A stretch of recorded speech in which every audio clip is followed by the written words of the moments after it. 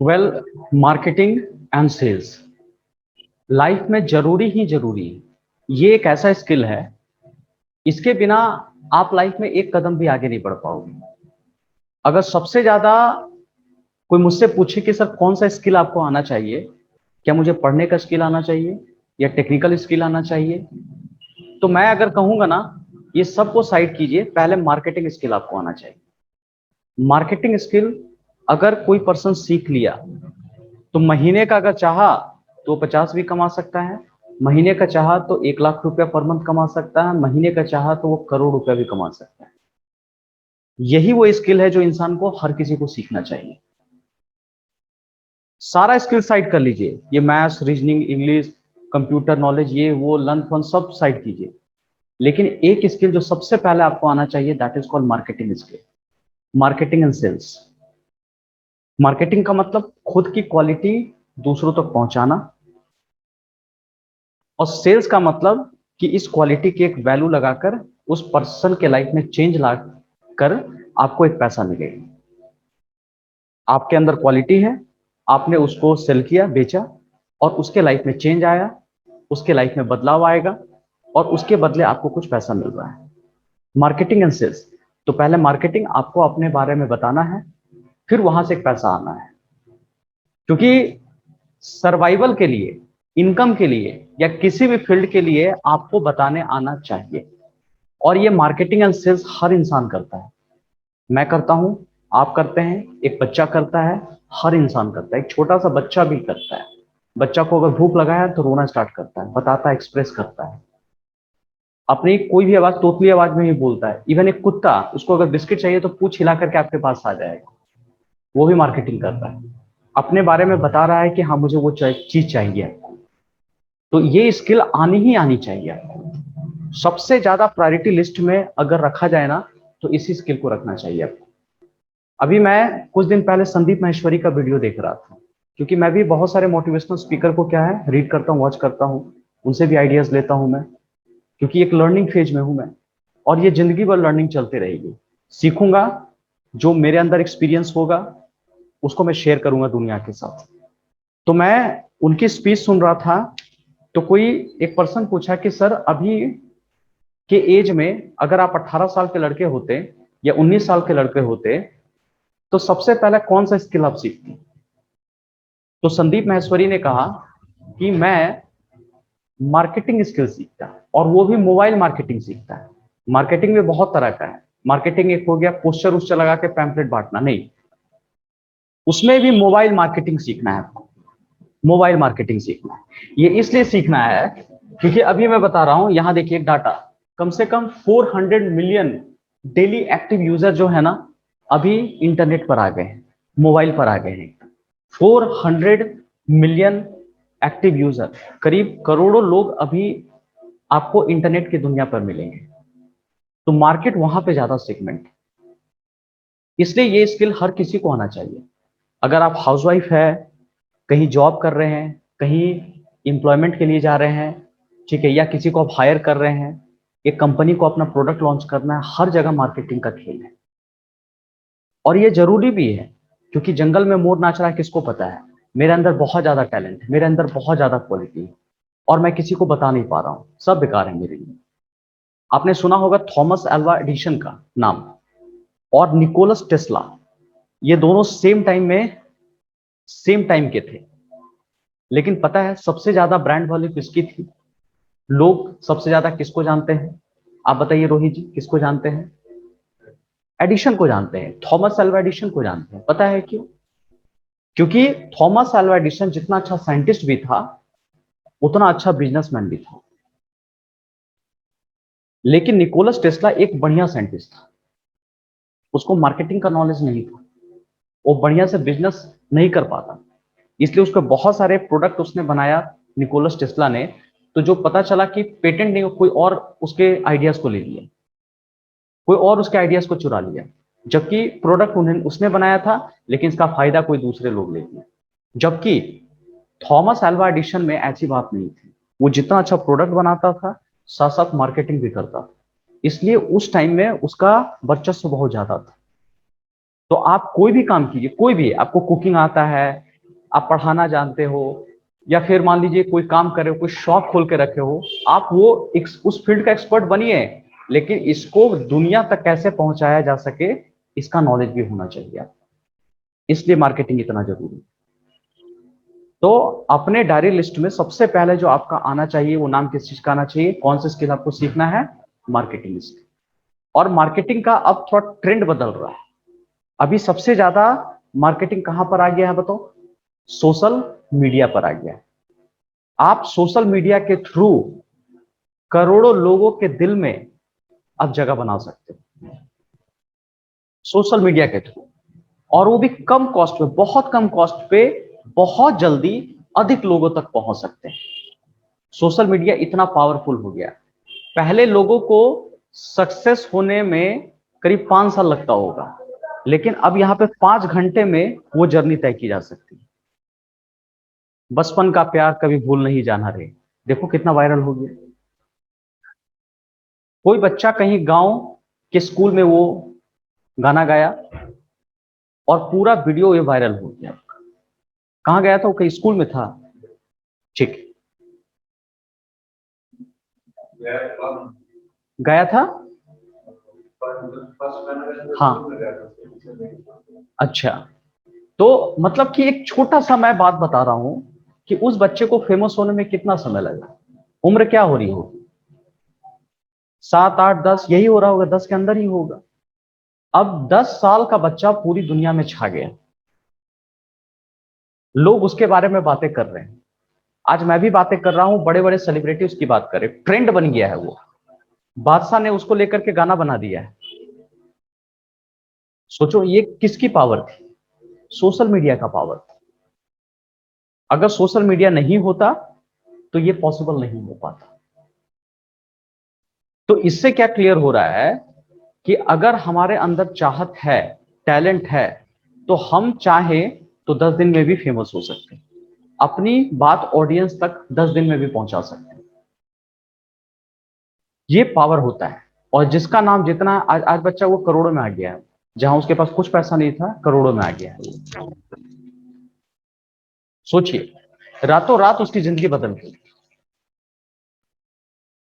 जो हम 70 साल भी नहीं लगाएंगे करोड़ रुपया कमाने में, वो 7 साल का बच्चा वो कमा चुका है। This is the power of social media. जैसे पहले सेलिब्रिटी फेमस होते थे, एक्ट्रेस लोग फेमस होते थे कि भैया इतने लोग फॉलोवर, ये वो, आजकल कॉमन लोग हो रहा है उतना। कॉमन लोग का फॉलोवर देखिए कई मिलियन में दिख रहा है, सेलिब्रिटी लोग का उतना नहीं दिखेगा। अब सेलिब्रिटी लोग को भी सोशल मीडिया पे आ जाना पड़ा है कि नहीं भैया अब हमको भी इस चीज पे बनाना है। जमाना पूरा चेंज हो रहा है, ट्रेंड चेंज हो रही है। तो इसलिए हम लोग को मार्केटिंग की स्किल आनी चाहिए। आज जो हम लोग पढ़ने वाले हैं, ध्यान से देखिएगा। इतनी बात तो पता चल गया सोशल मीडिया के थ्रू हम कैसे करोड़ों लोगों के दिल तक पहुंचेंगे। एक बात तो बता दिया मैंने कि कम से कम 400 मिलियन डेली एक्टिव यूजर्स हैं जो इंटरनेट पर छाए हुए हैं। अगर आप ट्रेडिशनल मार्केटिंग करना है, मान लो कि चाची में मार्केटिंग करना है, तो आप डोर टू डोर और ये सब करके बहुत ज्यादा नहीं कर सकते हैं। तो आपको एक ऐसा प्लेटफॉर्म चाहिए कि एक जगह से ला करके सब तक मेरे को पहुंचना है। तो जिसके लिए सोशल मीडिया बहुत जरूरी है। इसके लिए करना क्या पड़ेगा, tell your story to your audience. आप अपनी स्टोरी ऑडियंस को बताइए। लोग कनेक्ट होना चाहते हैं। स्टोरी, स्टोरी क्या होता है, जिसमें कैरेक्टर हो, कुछ कॉन्फ्लिक्ट हो, मतलब उसके अंदर कुछ प्रॉब्लम चल रही है, उस कैरेक्टर का प्रॉब्लम कुछ चल रहा है, ठीक है, और उसका कुछ आप सॉल्यूशन दीजिए कि सॉल्यूशन क्या हो सकता है। ये जैसे देखिए, या कुछ रेजोल्यूशन दीजिए। अब जैसे होता क्या है, एक वैगन आर का मैं एग्जांपल ले रहा हूं। वैगन आर में क्या था, उसने अपनी मार्केटिंग कैसा किया। आपने देखा होगा कि एक बच्चा बहुत ज्यादा परेशान हो जाता था पापा का ट्रांसफर होने के कारण। कैरेक्टर क्या हो गया, बच्चा या पापा हो गए। कॉन्फ्लिक्ट, प्रॉब्लम क्या था उसका कि पापा का ट्रांसफर हो जाता था। तो सॉल्यूशन क्या आया, वैगनार। और उसने कनेक्ट क्या किया कि बच्चे के माइंड में डाला कि अगर हम घूम रहे हैं दुनिया, तो हम नए नए लोगों के साथ मिल रहे हैं, नए नए लोग को देख रहे हैं, नए नए एक्सपीरियंस कर रहे हैं, नए नए जगह जा रहे हैं हम लोग। क्रिएटिविटी दिखा रहा है। तो इसका मतलब क्या हुआ, कैसे कनेक्ट किया वैगन आर कि एक बच्चा परेशान हो रहा है, क्यों, पापा का ट्रांसफर होने के कारण। तो कैरेक्टर कौन हो गया, पापा और बच्चा हो गया। प्रॉब्लम उसके लाइफ में समझ में आ गया, कॉन्फ्लिक्ट उसके प्रॉब्लम। इस प्रॉब्लम का सॉल्यूशन कौन निकाला, वैगन आर। और क्या वहां मैसेज दिया है कि अगर आप घूम रहे हो तो नए नए लोग से मिल रहे हैं, एक्सपीरियंस कर रहे हैं, नई नई जगह देख रहे हैं। वैगन आर ने एक स्टोरी बनाई और उस स्टोरी में उसने एक सॉल्यूशन डाल दिया अपना। ये होता है एक मार्केटिंग का कंसेप्ट। ठीक है।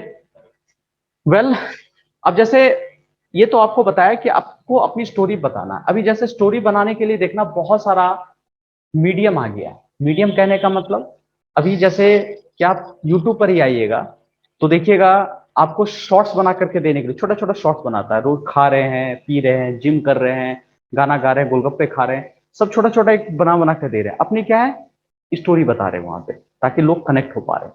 लोग लाइव आ रहे हैं। लाइव कहने का मतलब लोग देखना चाहते हैं, अच्छा लाइव में क्या करता है। एक अपलोड किया गया वीडियो, उसमें एडिटिंग उडिटिंग बहुत सारा मिलता है। एक लाइव बच्चा आकर के काम कर रहा है, एक पर्सन लाइव आकर के कर रहा है। तो लाइव में देखिएगा ऑडियंस ज्यादा दिखता है, वहां पर इंटरेक्ट होना चाहता है। आपके पर्सनल लाइफ को भी लोग देखना चाहता है कि आप कैमरा के सामने तो कुछ है, ठीक है, लेकिन आपके पीछे का लाइफ क्या है, लोग वहां भी पसंद करते हैं। अभी देखिएगा, इसका बैकग्राउंड टॉपिक भी बहुत लोग कवर करते हैं कि मान लो कि अगर मुझे ये सेमिनार करना है तो सेमिनार के पहले बहुत सारा काम करना पड़ता है, पढ़ाई करनी पड़ती है, एडिटिंग होता है, टीम लगे रहते हैं।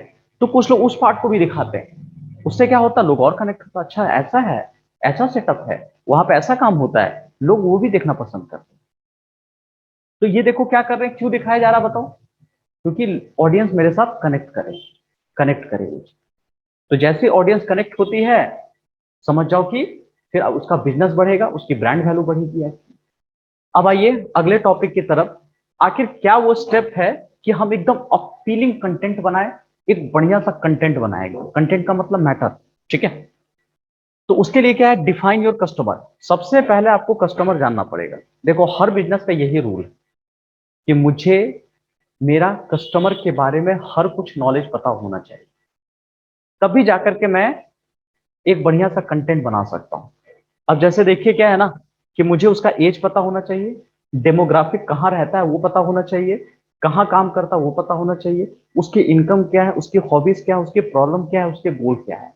अगर इतने सारे चीज पता हो पाएगा तो मैं ऑडियंस के बारे में एक एक चीज जान पाऊंगा। जैसे अगर मान लो आप लोग बैठे हैं तो मुझे आपका पता होना चाहिए कि एज क्या है, कहाँ पे रहते हैं, कहाँ काम करते हैं, इनकम क्या है, आपकी हॉबीज क्या है, आपकी प्रॉब्लम क्या है, आपकी लाइफ में गोल क्या है, आगे कहाँ जाना है आपको। अगर इतनी सारी बातें मेरे को पता चल पाएगा तो मैं आराम से आपके हिसाब से एक प्रोडक्ट को कस्टमाइज कर सकता हूँ। अगर मान लो कि मैं मैथ्स पढ़ाता हूँ, मैथ्स सारे बच्चों का अगर पता चल जाए किस एज के बच्चे आते हैं, इसमें बूढ़ा बच्चा तो नहीं आएगा, जो आएगा 18 से 25 30 साल तक बच्चा आएगा मेरे पास। कहाँ रहता है मुझे पता चल जाएगा, इसी एरिया का मार्केट में रहता है, तो मुझे इतना ही दूर तक मेरे को ऐड करवाना होगा।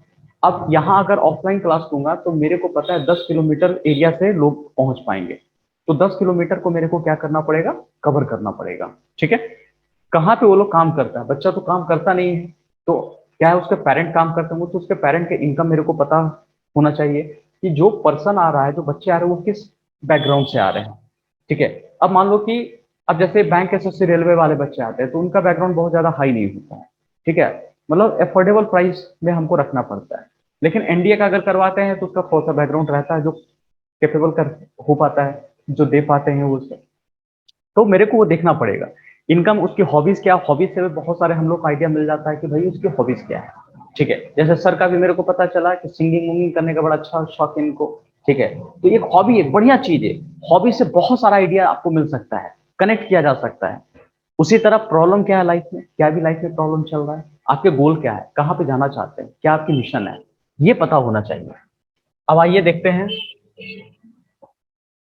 उसके बाद अगर आपने कस्टमर का नीड समझ लिया, करंट माइंडसेट समझ लिया, आपने कस्टमर को तो जान दिया, साथ साथ कस्टमर का भी करंट माइंडसेट, करंट, ये तो भैया नीड है इसकी, ये सब पता चल गया, लेकिन अभी का सिनारियो में, अभी 5 दिन 10 दिन के बीच में क्या ज्यादा माइंड में सबका चल रहा है, उसी से कनेक्ट करके करो।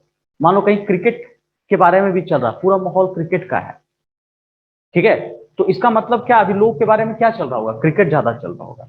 अभी मान लो कि यहाँ बोकारो के चास नगर निगम में पॉलिटिक्स का माहौल चल रहा है, कि चुनाव आ रहा है ना, मेयर का हो गया, उप मेयर का हो गया, मान लो वार्ड का हो गया, ये सब क्या है, माहौल चल रहा है, चुनाव का माहौल चल रहा है यहाँ पे। तो लोगों का यहाँ का अगर माइंडसेट देखिए तो चुनाव का चल रहा है। ठीक है, हो सकता है तालिबान में अभी, तालिबान अफगानिस्तान में इतना सारा अभी दिक्कतें आ रही हैं, तो बहुत लोग का माइंडसेट उधर चल रहा है। और प्लस कुछ डर भी है कि तालिबान जो है ना, हो सकता है कि इंडिया पे भी कुछ अटैक करवा सकता है। ठीक है, और पाकिस्तान से तो दिक्कत आती ही आती है। पता है कि तालिबान और इंडिया के बीच में पता है 400 किलोमीटर की दूरी है से। ठीक है, अगर कुछ पोर्शन जो है ना, अगर कनेक्ट किया था तो 400 किलोमीटर की दूरी में वो तय हो जाएगा। तो डर है, तो मतलब क्या है ना कि कुछ इंडिया का सेंटीमेंट तालिबान की तरफ भी जा रहा है। तो अभी प्रेजेंट सिनारी में उसका माइंडसेट क्या चल रहा है, और उसके हिसाब से आप ऐड करवा दो। अभी रक्षाबंधन में, रक्षाबंधन अभी चल रहा था, तो रक्षाबंधन में, ठीक है, रक्षाबंधन में बहुत सारा लोग जो है ना, रक्षाबंधन को कनेक्ट करके ऐड करवाया गया है।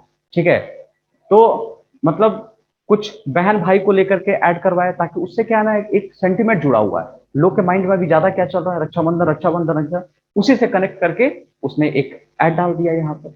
ठीक है, तो उसमें मान लो कि एक देखा था डाउटनट में, डाउटनट जो आता है, एक ऐप आता है, उसमें ओ बहना तुमको मैं डिस्काउंट दिलवाऊंगा 20% का, इस तरह से कुछ कनेक्ट करके ऐड डाला। ठीक है, समझ रहे हैं ना। तो अब इस तरह का मतलब कि, अब जैसे कि जोमेटो भी बहुत तरह का ऐड करवाता है इसी को लेकर के कनेक्ट कर करके। ठीक है, अभी बहुत सारे कंपनियां एक्टिव हो जाती है, जैसे कैडबरी हो गया, कुछ मीठा हो जाए, तो अभी जैसे जैसे ही कोई फेस्टिवल आता है तो जान गया कि पर्सन का माइंडसेट क्या है। अच्छा, माइंडसेट है रक्षाबंधन आने का, तो उसके हिसाब से वो ऐड करवा देता, उस तरह से वो कैंपेन चलाता है, वो भाई बहन का बहुत सारा ऐड दिखाता है वो। ठीक है, तो माइंडसेट के हिसाब से ऐड करता है वो लोग। तो ये जानना जरूरी है, अपना ऑडियंस को जानिए, उसका माइंडसेट क्या चाहिए, उससे कनेक्ट करके आप ऐड करवा दीजिए। अब क्या चाहिए, सेलेक्ट, हाँ ये भी बहुत जरूरी है कि ये सब तो हमने बना लिया, लेकिन कौन सा सोशल मीडिया प्लेटफॉर्म को हम चुनेंगे, बहुत जरूरी है, कौन सा सोशल मीडिया प्लेटफॉर्म को चुनेंगे। क्या यूट्यूब पे चुनेंगे, क्या टिकटॉक पे जाएंगे, टिकटॉक तो खैर बैन हो गया, फेसबुक पे जाएंगे, लिंक्डइन पे जाएंगे, ठीक है, ट्विटर पे जाएंगे, कहाँ जाएंगे हम लोग। पता है कि हर सोशल मीडिया का अपना अपना ऑडियंस है। जैसे एक शूज अगर मेरे को बेचना है, स्नीकर्स बेचना है, और ये स्नीकर्स थोड़े स्टाइलिश होते हैं, तो पहले मुझे पता करना पड़ेगा कि मेरी ऑडियंस क्या है। तो मेरा ऑडियंस 18 से 25 साल का लड़का है, और मुझे क्या है, ये स्नीकर्स बेचने, स्नीकर्स थोड़े स्टाइलिश शूज बेचना है। तो मुझे क्या पता चल गया कि स्टूडेंट है 18 से 25 साल तक, या कॉलेज वाले पर्सन है, तो जिसके पास इनकम क्या होगा, कुछ ज्यादा नहीं होगा। तो उसको कैसे प्राइस पे चाहिए, महंगे प्राइस पे कि एफोर्डेबल प्राइस पे चाहिए, एफोर्डेबल प्राइस पे चाहिए, जो आराम से स्टाइलिश पहन सके, कम दाम में एफोर्डेबल प्राइस पे मिल जाए, और हमारा एज ग्रुप के हिसाब से हमने देख लिया।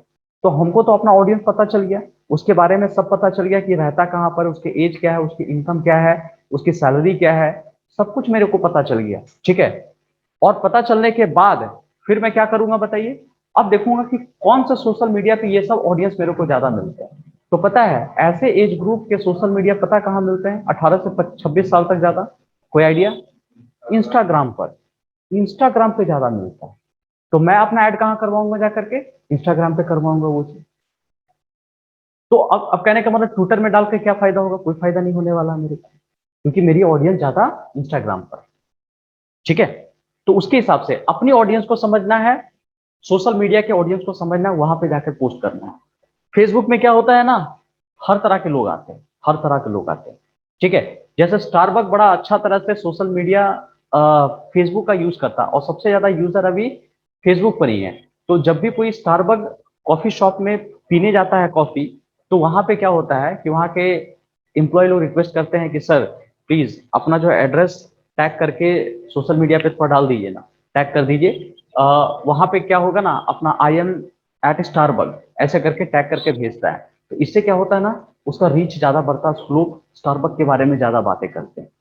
तो ये फेसबुक का हो गया। अगर मुझे कोई प्रोफेशनल, मैं काम करता हूँ, तो इसका मान लो कि मेरे अंदर एक स्किल है, मान लो कि मैं वीडियो एडिटिंग बहुत अच्छा करता हूँ, तो इसको कहाँ पे मुझे पोस्ट करना चाहिए, ज्यादा बताइए? यूट्यूब पे नहीं, इसका जो होता है लिंक्डइन, लिंक्डइन एक प्रोफेशनल साइट है, वहां पर क्या होता है ना, बिजनेस वाले सारे पर्सन आते हैं और सारे जो भी आपकी स्किल है, जो आपकी हॉबी है, वो सारा जाकर के वहीं पर पोस्ट होता है। बिजनेस अगर आपको चाहिए ना, या आपको कोई पर्सन हायर करना है, या आप चाहते हो कि मेरे को कोई हायर कर ले, ठीक है, तो वो सबसे अच्छा प्लेटफॉर्म जो है लिंक्डइन है। हम लोग क्या गलती करते हैं कि फेसबुक पे पोस्ट कर देते हैं, इधर पोस्ट कर देते हैं, है बहुत कम, लेकिन वहां पे ज्यादा आपका रिस्पॉन्स आएगा, क्योंकि वहां पे वही लोग आते हैं जो या तो जॉब चाहिए या जॉब देना है, ठीक है, ऐसे लोग वहां पे पहुंचते हैं। बी टू बी बिजनेस भी आता है, बिजनेस टू बिजनेस भी आता है, बिजनेस टू कस्टमर वाला भी आता है, हर तरह का प्रोफाइल बना करके वहां पे रखा हुआ रहता है। वो साइट वहां के लिए। ट्विटर किस लिए होता है कि जनरली कन्वर्सेशन के लिए, बातचीत के लिए जनरली होती है एकदम, ठीक है, कुछ भी एकदम ट्रेंडिंग टॉपिक पे बातचीत चल रहा है तो इस तरह से हो जाती है एकदम, ट्वीट कोई कर लिया तो उस पर बहुत ज्यादा रिस्पॉन्स करते हैं, रिस्पॉन्ड करते हैं, ये सब चीज। तो ट्विटर वहां पे हो जाता है, वहां पे ज्यादा ग्राफिक पोस्ट डालने के लिए नहीं, ज्यादा क्या होता है ट्वीट बातचीत करने के लिए, ठीक है। तो आपको क्या है ना कि अपना प्लेटफॉर्म पहचानना पड़ेगा कि भैया ये प्लेटफॉर्म मेरे लिए किस लिए, और क्या वो प्लेटफॉर्म मेरे ऑडियंस को सूट भी कर रहा है कि नहीं, वहीं पे मेरे को ऐड करना है, वहीं पे ऐड करना है, ठीक है। अब जैसे देखिए, ऐसा क्या क्या है कि आप करोगे, किस तरह से आप ऐड करोगे, ध्यान से देखिए। टूल फॉर क्रिएटिंग कंटेंट, क्या क्या टूल है जिसके थ्रू से हम कंटेंट क्रिएट करेंगे। और जैसे एक चीज और है, यूट्यूब। यूट्यूब भी क्या है ना, लगभग हर तरह का ऑडियंस आपको यहाँ पे मिल जाएगा।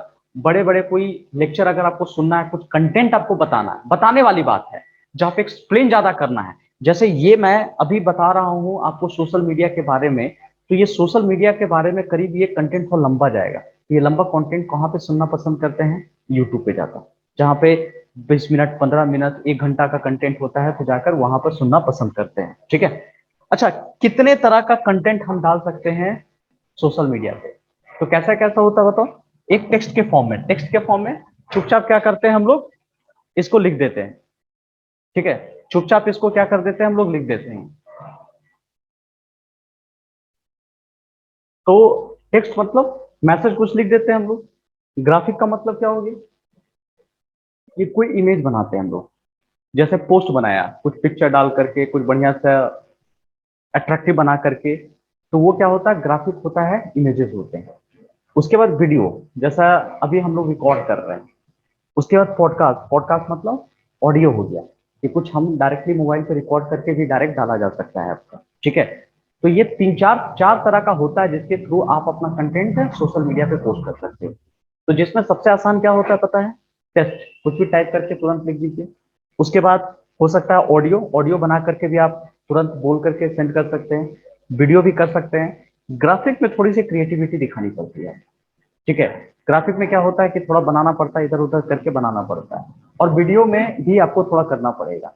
लेकिन दो काम आसानी से हो जाता है, टेक्स्ट हो सकता है और पॉडकास्ट हो सकता है, आपका ऑडियो हो सकता है। तो आप अपने ऑडियंस को इन सब के थ्रू कनेक्ट कर सकते हैं, ठीक है।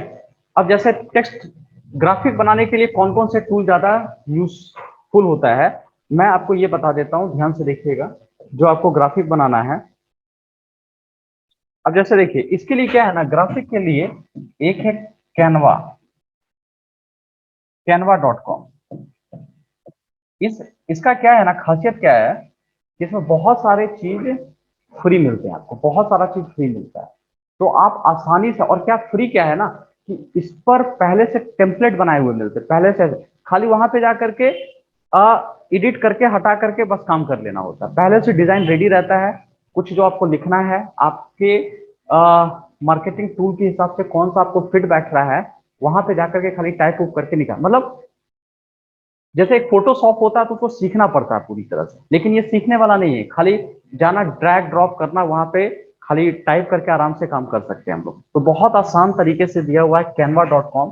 ये बहुत अच्छा है, बहुत सारे इसमें टेम्पलेट जो है फ्री मिल जाता है, और बहुत सारा ऐसा चीज है कि फ्री टेम्पलेट भी आपको फ्री, मतलब जो उसका प्रो टेम्पलेट है, प्रीमियम टेम्पलेट है, वो सारे के सारे इसमें फ्री मिलते हैं। तो बहुत आसानी से आप इसका बना सकते हो। इस पे आप अपना क्या कुछ वीडियो बना सकते हो, या फिर कोई पोस्ट बना सकते हो सोशल मीडिया के लिए, फेसबुक के लिए, यूट्यूब के लिए, उसका बैनर पेज बनाना है, या फिर मान लीजिए कि थंबनेल बनाना है, कुछ भी हो सकता है ना, बहुत आसानी से हम लोग यहाँ पे बना सकते हैं, ठीक है। उसके बाद फिर क्या हो गया कि वीडियो तो आपको पता है। अब देखिए, अब इसको करने के लिए क्या है ना, कि कैसे इसको एग्जीक्यूट करोगे। इसके लिए हो सकता है जिसके पास फंड है, जिसके पास पैसा है, जो चाहता है कि मैं ये सब खुद ना करूं, वो लोग क्या क्या कर सकते हैं, एक कंटेंट राइटर लिंक्डइन या naukri.com से ढूंढ सकते हैं। बताया ना कि जो जिसको भी जॉब चाहिए या जो जॉब बांटते हैं, ये सब लिंक्डइन naukri.com पे जाते हैं और वहां से ढूंढेंगे कंटेंट राइटर। कंटेंट राइटर की जरूरत पड़ती है कि मान लो कि आप कुछ भी अगर बना रहे हो, सोशल मीडिया बना रहे हो, मान लो वीडियो ही बना रहे हो, तो उसके लिए पहले कंटेंट लिखना पड़ता है, स्क्रिप्ट लिखना पड़ता है। तो आप चाहो तो कंटेंट राइटर को ढूंढ सकते हो जिसकी हिंदी अच्छी है, थोड़ी इंग्लिश अच्छी है। तो कंटेंट राइटर की आजकल बहुत जरूरत पड़ती है।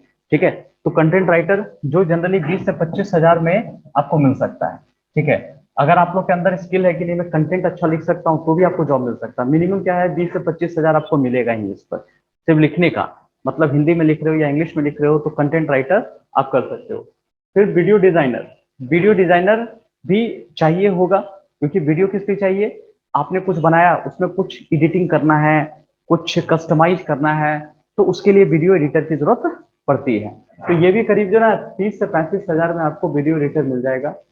अगर आपको नहीं पता चल रहा है कि कौन सा सर टॉपिक बनाए, ठीक है, अब होता है ना माइंड पता ही नहीं चल रहा कि सर कौन सा टॉपिक बनाए, समझ ही में नहीं आ रहा है, तो उसके लिए कंसल्टेंट हायर कर सकते हैं। बहुत सारे कंसल्टेंट हो सकते हैं जो आपको बताएगा कि अभी ट्रेंड ये चल रहा है, आपका बिजनेस ये है, उसके हिसाब से ये कस्टमाइज कीजिए, तो बढ़िया से प्रॉपर वे में बता देता है वो लोग।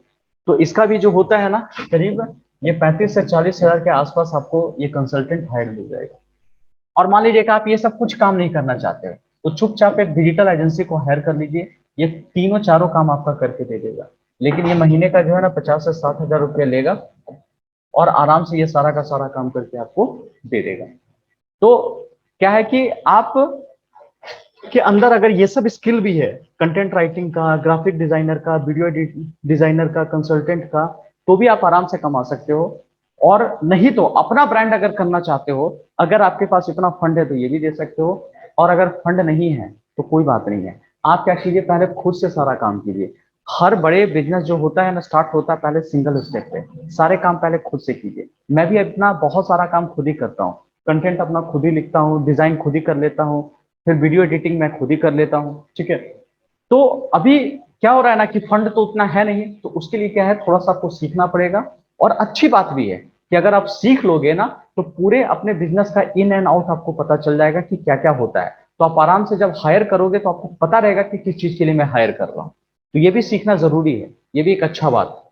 ठीक है, बस लास्ट स्टेप क्या है, एग्जीक्यूशन प्लान। आप इसे एग्जीक्यूट कैसे करोगे, मैसिव एक्शन प्लान। अभी तक हमने क्या सीखा, ये आपको अपना अगर कंटेंट बनाना है, ऑडियंस के साथ कनेक्ट करना है, तो क्या क्या होना चाहिए, एक कैरेक्टर होना चाहिए, उस कैरेक्टर का प्रॉब्लम होना चाहिए, और उस प्रॉब्लम का सॉल्यूशन आप अपने प्रोडक्ट के थ्रू दे रहे हैं। ठीक है, दूसरा कि आप अपने ऑडियंस को जाने, कैसे जानोगे, उसका एज क्या होना चाहिए, कहाँ रहता है, कहाँ काम करता है, उसकी इनकम क्या है, उसकी हॉबीज क्या है, उसका प्रॉब्लम क्या है, उसका गोल क्या है। ठीक है, ये सारी बात आपको पता होना चाहिए। अगर इतनी बात आपको पता चल गया, तो उसके बाद देखिए कि ये जो मैं पोस्ट करूंगा तो मेरी ऑडियंस कहाँ है, किस सोशल मीडिया पर है। अरे भैया, ऑडियंस को पता होना चाहिए ना कि कहाँ पर मेरे को करना है। तो अगर मुझे 18 से 25 साल तक के लोग को चाहिए तो इंस्टाग्राम पे करूंगा। ठीक है, अगर मुझे नौकरी फ्री वाला से रिलेटेड हायरिंग का चाहिए तो लिंक्डइन पे मैं करूंगा, naukri.com पे जाकर के करूंगा मैं। ठीक है, तो ऐसे कुछ बढ़िया सा कंटेंट, बड़ा बड़ा कंटेंट मुझे एक्सप्लेन करना तो यूट्यूब पे जाकर के मेरे को बताना होगा। तो बहुत सारे सोशल मीडिया प्लेटफॉर्म है जो आपको फायदा दिलाते हैं। उसके बाद एग्जीक्यूशन प्लान, और फिर बताया मैंने क्या आपको कि कुछ टूल चाहिए जैसे canva.com, जहाँ पे टेक्स्ट तो आराम से हो जाता है, लेकिन ग्राफिक बनाने के लिए आपको क्या चाहिए, कैनवा चाहिए। और उसके लिए फिर आपको कुछ मैन पावर हायर करना पड़ेगा। अगर मैन पावर हायर नहीं कर पा रहे हो तो ये सबका रोल आप खुद ही निभाओ। अच्छा बात है, पहले धीरे धीरे स्टार्ट करेंगे, खुद ही हम लोग करेंगे, थोड़ी गलतियां होगी, सीखेंगे, लेकिन रोज 1% हम इम्प्रूव करने की प्रॉमिस अगर करते हैं तो आसानी से ये सारा काम हो जाएगा। उसके बाद एग्जीक्यूशन हम लोग कैसे करेंगे, तो बताया कि matching your audience and social media audience. आपकी ऑडियंस और सोशल मीडिया की ऑडियंस क्या है उसको मैच करना है। दूसरा क्या है बताओ, कंटेंट कैलेंडर, ये भी जरूरी है। लोग गलती क्या करते हैं ना, मैं अपनी एक्सपीरियंस बता रहा हूँ, मैंने रोज प्लान बनाया कि अच्छा ये इतना इतना सारा चीज करना है, लेकिन पता चला कि उसका कोई कैलेंडर ही मैंने नहीं बनाया। कैलेंडर कहने का मतलब कि हो सकता है मंडे को सिर्फ मैं इमेज सेंड करूंगा, इमेज ग्राफिक बना करके मंडे को हर सोशल मीडिया पे सिर्फ इमेज बनाऊंगा, सिर्फ इमेज ही जाना चाहिए, पोस्ट जाना चाहिए। ट्यूसडे को अगर मैं आऊंगा तो वीडियो बना करके सेंड करूंगा। हर सोशल मीडिया पे क्या जाना चाहिए बताओ? वीडियो जाना चाहिए। तो इसका मैं कैलेंडर बना दिया हूं, पूरी तरह से कैलेंडर, मतलब कौन से पोस्ट किस दिन जाना चाहिए, कब जाना चाहिए, किस सोशल मीडिया पर जाना चाहिए, उसका कैलेंडर बना दिया हूं, ताकि मैं सिर्फ कैलेंडर को देखूं, अच्छा मेरे को आज ये करना है। नहीं तो पता चलेगा कि दूसरा दिन उठता था और पता ही नहीं चलता था क्या करना क्या करना, क्लैरिटी ही नहीं आती। तो मैंने हर दिन फिक्स कर दिया है कि मंडे को, अगर मान लो हर दिन नहीं कर सकते तो सप्ताह में 3 दिन कर लो, 3 दिन नहीं हो सकता तो 2 दिन कर लो, 2 दिन नहीं हो सकता तो 1 दिन कर लो, लेकिन एक फिक्स कर लो कि हाँ इस दिन मेरा जाना चाहिए। अभी बहुत अगर नहीं कर पाते हो तो सप्ताह में ट्राई करो कि एक वीडियो डाल दो या एक पोस्ट कम से कम डाल दो, एक रेगुलर बेसिस पर डालिए। फिर धीरे धीरे करके जैसे जैसे समय मिलता है अपना बनाइए, एक रूटीन होना चाहिए। जैसे अगर रूटीन आ जाएगा ना तो आराम से ये सारे काम को आप कर सकते हैं। और उसके लिए कैनवा टूल का आप इस्तेमाल कीजिए और आसानी से आप एक एक चीज काम कर लोगे। ठीक है, तो उम्मीद करता हूं कि आप लोगों को ये चीजें समझ में आई होगी, अपने लाइफ में इंप्लीमेंट कीजिए इसको।